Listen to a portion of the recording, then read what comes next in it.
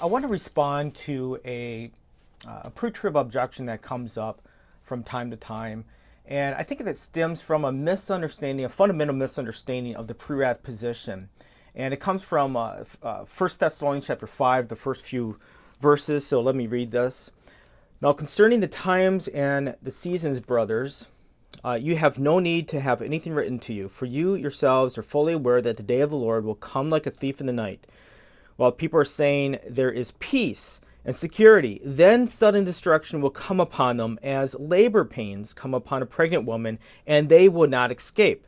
Now, the pre-trib objection is they'll say, well, wait a minute, you pre-wrathers believe that the time of the Great Tribulation, the Antichrist Great Tribulation, is going to be this time of persecution, trials, a horrible time, anything but peace and safety.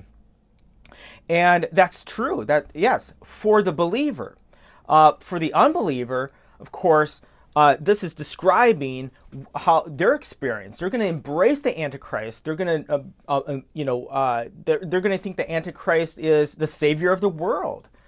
And so, so the pre-tribber fundamentally misunderstands not only the pre-wrath position, the distinction between the Antichrist Great Tribulation and the day of the Lord's wrath. Those are two separate events, but they misunderstand the context of Thessalonians here, because those who are saying there is peace and security, okay, these are not believers saying this. In fact, in the same sentence, it qualifies who these people are.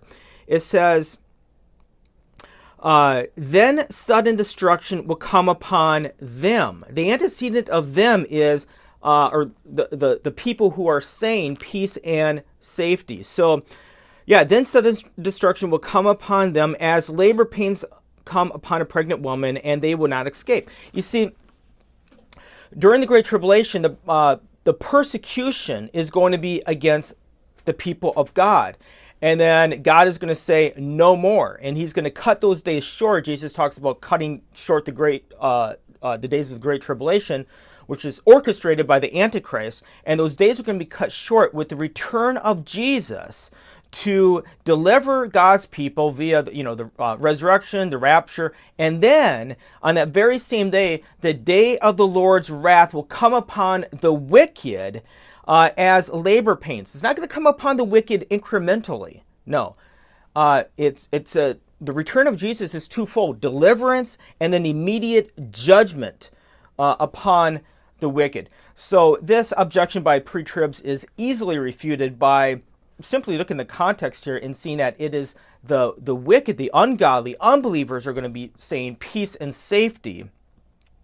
But of course, it's going to be a false peace and safety, because their judgment is coming very soon.